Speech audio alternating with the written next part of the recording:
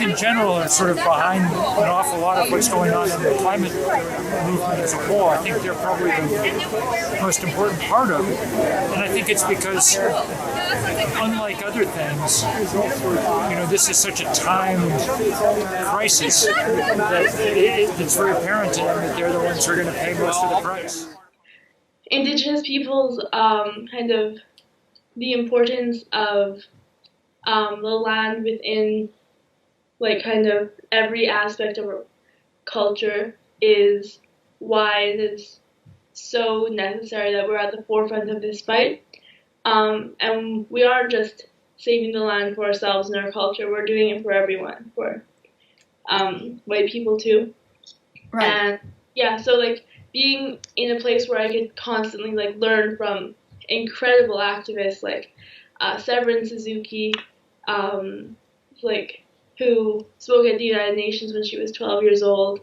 Like my grandfather, Gu Zhao, just like amazing leaders and elders, and being able to learn so much from them and like draw so much inspiration from their work and from elders' work.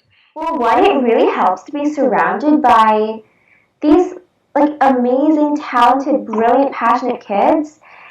And it makes me angry that like all this talent and passion is going into fighting the climate crisis instead of into all the things that we could be doing, being a normal teenager instead of, I don't know, fighting for the survival of the planet. But just like seeing this movement, seeing how much power we have, how much we've built, I mean, one of my favorite chants is I believe that we will win. Because sometimes we just have to believe it to keep going. So when I realized that there were people who are looking at climate change in the face right now, I decided that I had to do something about it. I remember reading about ways of creating awareness of a challenge in our community, and that is how I got to know about the Fridays for Future movement. And I decided that I would also start striking in my country and try and create awareness of the problems that were affecting people's lives, and to see if any change would be brought and to see if any impact would be caused.